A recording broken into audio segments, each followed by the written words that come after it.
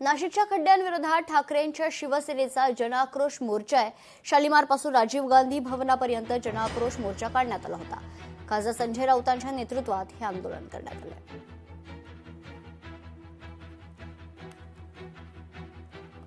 ठाकरेंच्या शिवसेनेचा आज जनआक्रोश मोर्चा नाशिकमध्ये काढण्यात येत आहे। या मोर्चामध्ये खासदार राजाभाऊ देखील सहभागी झालेले। राजाभाऊ, आज खरं तर प्रशासनाच्या विरोधात हा मोर्चा काढला जातोय।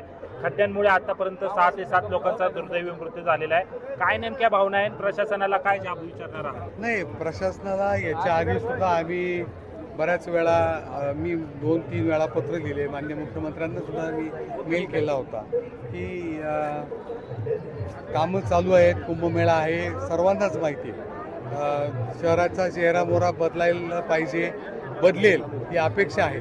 परंतु पावसाळा येणार आहे, पावसाळ्यापूर्वी जे कामं करायला पाहिजे किंवा पावसाळा चालू झाल्यानंतर काही कामं थांबवायला पाहिजेत, ते सगळं एक योग्य तऱ्हेने व्हायला पाहिजे होतं, म्हणजे हा त्रास लोकांना झाला नसता। पण ठीक आहे, आताही सुद्धा अजूनही वेळ गेलेली नाही, अजूनही लोकांचा त्रास दूर करणं प्रशासनाच्या हातात आहे, ते त्यांनी करावं।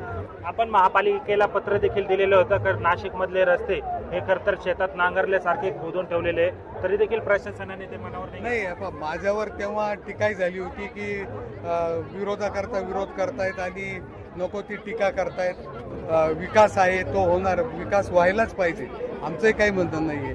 कुणी करा, तुम्ही करत असाल आम्हाला आनंद आहे, परंतु विकास होत असताना सर्वसामान्य माणसांची काळजी घेतली पाहिजे। खासदार राजाभाऊ वाजे होते आणि खरं तर या प्रशासनाला जाग येण्यासाठी हा मोर्चा काढणार आहोत। मात्र अजूनही वेळ गेलेली नाही। प्रशासनाने वेळीच चूक सुधारवून नाशिककरांसाठी चांगले रस्ते करावे अशा पद्धतीच्या ज्या भावना आहेत त्या खासदार राजाभाऊ वाजे यांनी व्यक्त केलेल्या आहेत। महेश महाले, लोकशाही मराठी, नाशिक।